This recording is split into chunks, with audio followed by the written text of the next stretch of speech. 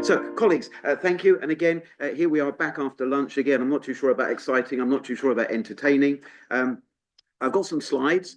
I have deliberately put a lot into the slides to get some key points across. But what I'll try and do, I won't say I'll rush through them, but if I go through them at a pace, what I'd really like to do is, if we've got 5 minutes at the end, is just hear in your location, in your part of the world, that's in the room and online, if colleagues know anything about the pace, the progress, the lack of pace, the lack of progress, the scope, the lack of scope of sustainability reporting in your part of the world, that would be really good. Because one of the challenges that we have, I think, is that around the world, it's confusing. There's a lot going on, and it's all moving at different paces, yet we're all supposed to be going in the same direction. So it would be interesting just to get a view of any of you who know something about your own countries.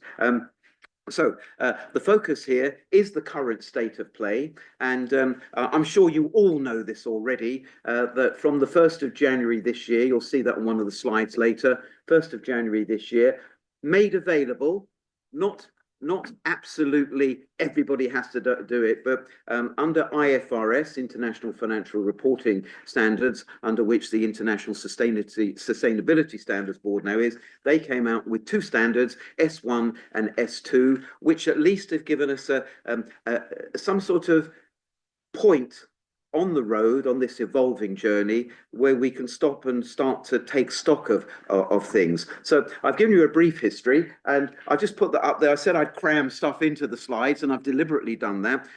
I think our colleague earlier on with the Beatles, with Apple, one of the Beatles songs, I think it was on their last album, was it the Long and Winding Road? Well, I think this has been a long and winding road as well. You'll see there, 1980s, the pressure started to emerge. And there's been lots of research done. I've put some references in there, and then you had some general references coming out from the International Union for Conservation of Nature. So there were all these little pockets that were going around, and people saying things. We need to be doing something, and that was way back in the 1980s. You then had in 1987 one of the first key milestones, specific defined references in the Brundtland report, and then later on in 2005, and there were lots of things that happened in between, by the way.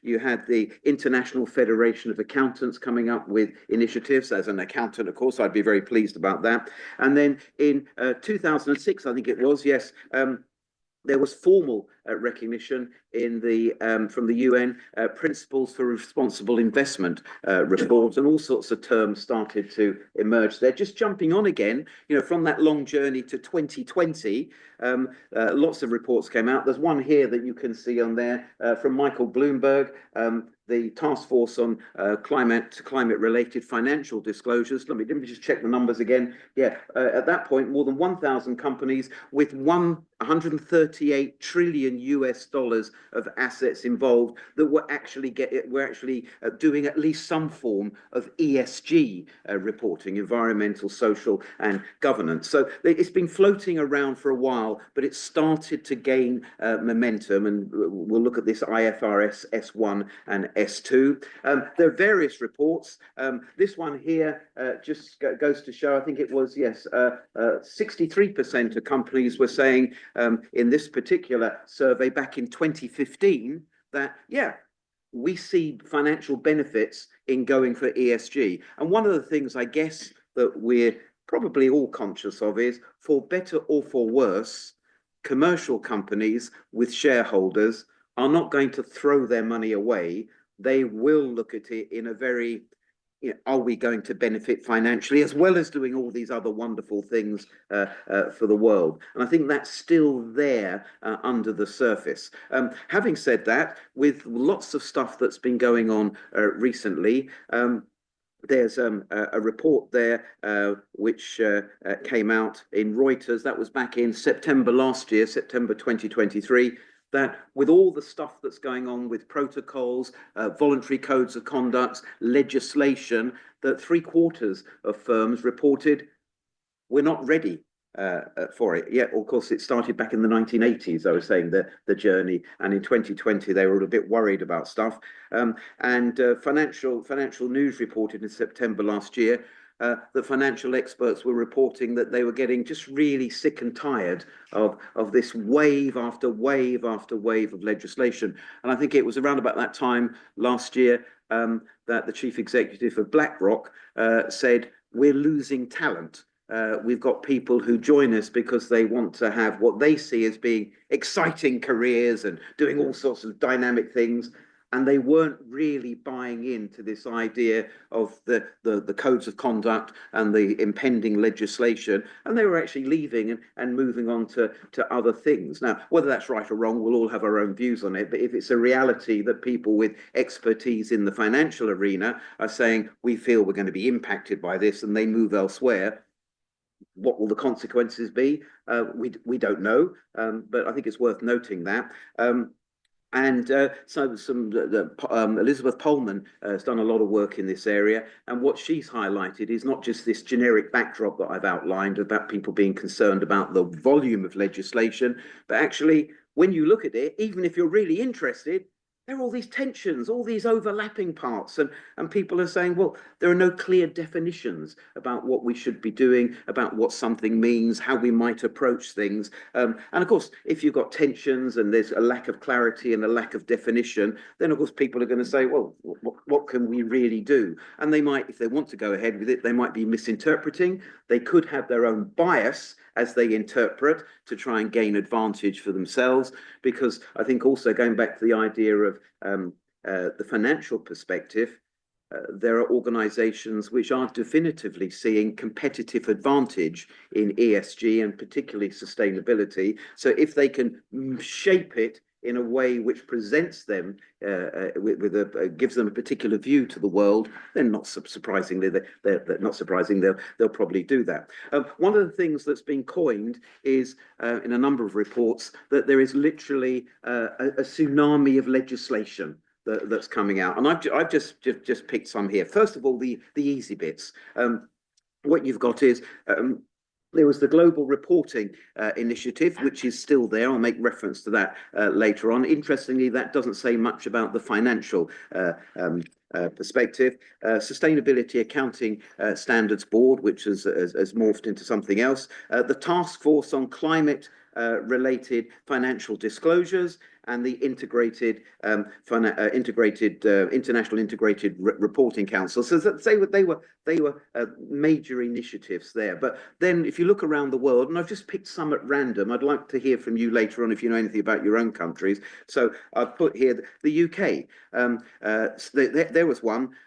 You mentioned exciting, Lindsay. How's that for exciting? Streamlined energy and carbon reporting. It's the sort of thing that you wake up in the morning and think, yeah, I'm going into work today to look at streamlined energy and carbon reporting. I picked one at random, Hong Kong. That's just one, I think, of 5 pieces of legislation which are floating around in Hong Kong. The EU, I mean, I could have had a whole list of EU stuff. You can see on the screen there's two major ones there, and there are other things going on being amended, and many other countries are involved in it to a lesser or greater degree, but all proceeding at different paces, some with a big scope, some with just minute pieces of the jigsaw puzzle. And what happened with all of this and all the other stuff that I haven't put on there, the International Sustainability Standards Board emerged. In fact, mentioned that I work in, well, when I say work, do we work together, Lindsay? We go into the School of Management, don't we? That's different to working. And our colleague Danusha is there as well. And one of our colleagues is actually, I don't know, is he become chair or is he deputy chair? They move around.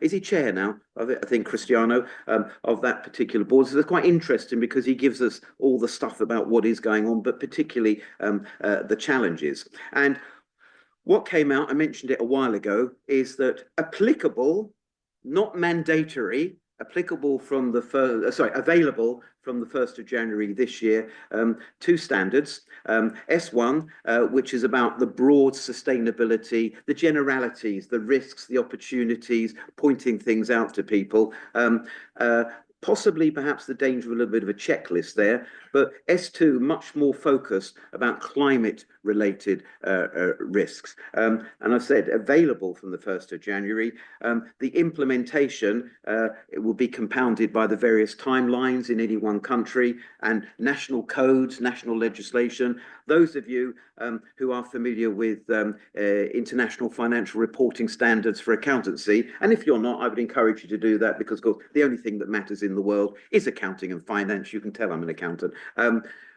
What you've got there is you have these overarching international financial reporting standards, which are a framework for accounting, but different countries will have interpretations based upon their own national accounting, cultures, because you get different cultures around the world, and all the evidence is that that is already starting to emerge for these two particular standards. Just here in the UK, one I'm familiar with, available from 1st of January 2024, they're talking about it being endorsed, officially being endorsed for companies from Q1 in 2025, but that's not saying, oh, you have to do it. The auditors, of course, auditors, we know they look at all sorts of things. If we were talking to some students the other day about what it is that auditors do, and we looked at the Rolls-Royce, not the cars, the engine manufacturer's annual report, and what we noticed is in the written bits for the financial review, there were about 4.5 pages. If you look at the governance, there were something like, I think it was 21 pages. And if you looked at the sustainability, I think it was 43 pages. So, of course, if an audit firm is going to come in and look at a company, interesting, you know, to what degree do they now have to go beyond the finance and look at all these other things to give an assurance to people about how well that organization is conducting its affairs? And they're still developing guidelines, frameworks. They've put some standards out, but again, it's a loose framework. So just looking at it here, what is good news is that they're giving some governance outlines. They're suggesting this is how you might do things, not mandatory, but strongly suggesting. And they're actually outlining the processes which you could use. And that's good because it's bringing together all the thoughts that were going and practices that were going on before. They're suggesting some strategies for managing risks. And then also how we might look at performance there. So at last, there's something which is more tangible and has been brought together under one umbrella heading, which wasn't there before. So the journey, what brought us to that? Well, not surprisingly, one of the reasons that it was a long and winding road and took so long to get going was, you know, corporate reporting was challenged to actually integrate the financial reporting and sustainability information. There's a lot of research which shows that.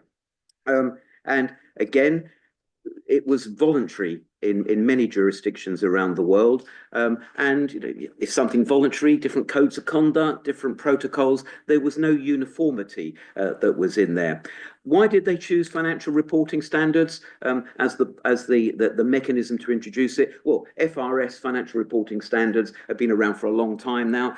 They're mature. They are, the accounting ones are mandatory, but in the context of you can have variations under the framework in your own particular country. And it was thought that it would be appropriate because they should, in principle, be able to incorporate sustainability issues in there. And one of the challenges that we have is that they thought it would work, and it won't necessarily work and particularly for one reason, which I'll highlight shortly. But before we get to that, the IFRS established the Sustainability Standards Board, and that's where this S1 and S2 have come from, providing more information and a framework. So on that long and winding road, I think we've now got something which is a bit more straightforward, but there will be the opportunity for individual countries and companies to deviate a bit. I guess that one of the challenges might be in reviews, whether it's through auditors or anybody else.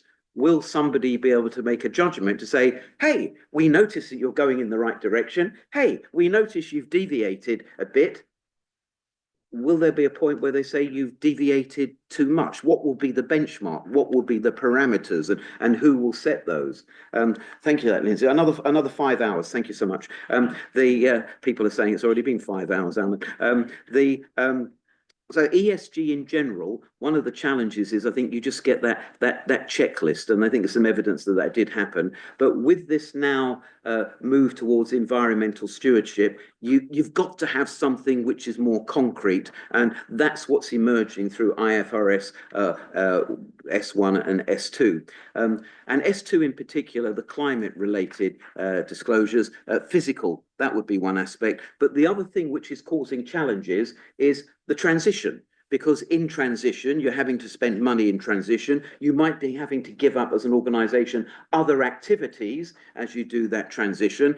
Some of us will have heard in the broader sense, in the geopolitical sense, where there's reference being made by individual countries saying, well, the in inverted commas, the emerged economies, the developed economies want us to move towards that, but that's going to cost us money. So can we have some of that money to help us make the transition? And of course, once you throw resources and money into things, it doesn't always happen as quickly and as efficiently as you would like it to do. Just to let you know that these S1 and S2 standards came out from the Task Force on Climate Financial Disclosure. There, I mentioned, you saw in the diagram earlier on, the GRI, the Global Reporting Initiative. It's not that, and GRI doesn't really address too much of doesn't really emphasize the financial aspects, but at least here, through the task force principles, governance, strategy, risk management, targets, and so on.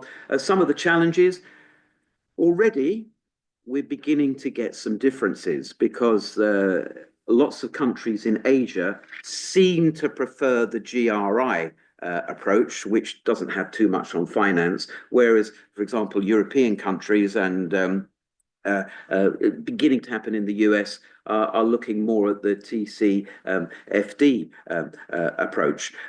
So in terms of some challenges, because we said we do that in the abstract for this, again, the jurisdiction differences in countries, there will be country bias, and those risks will appear there. There are particular challenges for developing countries, not least the transition costs and the risks that go with that. And we're back again to the incompatibility with individual jurisdictions. One of the things which I'll draw your attention to here, two things rather, timelines. It is proceeding at different paces. And that's an issue. If we all want to get to the same destination, we won't get there at the same time. But the other thing is, if you look at the final bullet point on this slide, IFRS 1, or when I say it states, it implicitly states that the team that's preparing sustainability reports should be an integral part of the accounting team. Now, if accountants are great accountants, how do they convert overnight to being sustainability experts? Or if you incorporate sustainability experts into the accounting team, are they really familiar with the financial and accounting aspects? Materialities, multinational businesses. You're all over the world. Go back to the jurisdictional biases and differences. How do you deal with that? And you think about it, a lot of multinationals around the world. So that's creating challenges there. Another one, sorry, I've already mentioned this, haven't I? Yeah, the physical risks and the transition risks. And I'd emphasize the transition risk to you.